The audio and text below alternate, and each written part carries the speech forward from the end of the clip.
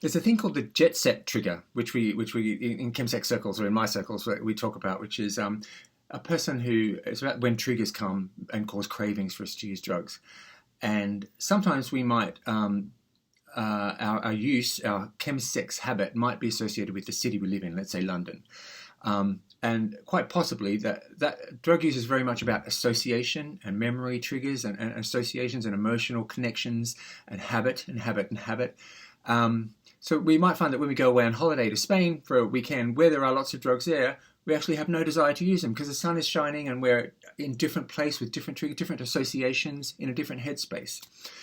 But coming back to London or to the scene of the crime or coming back to a place which we associate with our drug use, suddenly those triggers become very powerful again. So it's called the Jetset Trigger. Whether planes are involved or not, it's about that journey home.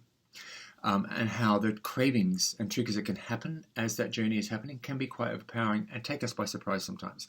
So a whole lot of people find that as well as they manage their chemsex in their normal life and how well as they might have enjoyed a time home with their family or on holiday, as they're in the airport or in the train station or on the train or in the plane or in the car and they're traveling back to home, all they can think about is using. And it's a very overpowering craving.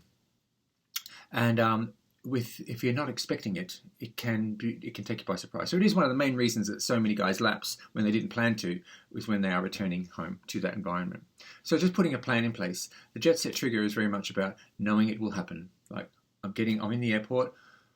Okay, so I should expect this. I shouldn't be surprised if cravings happen. I should expect this, and I know why. It's about association.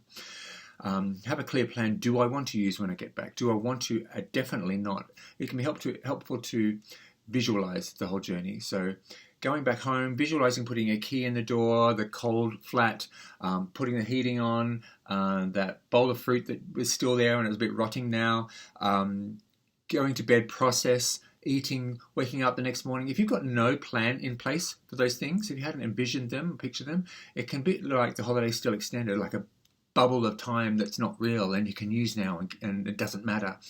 But there will be consequences. So really, as you're traveling home, be prepared for the Jetset Trigger.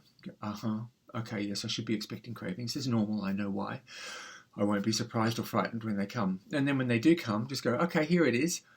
Smile and breathe. It's a craving, I know why.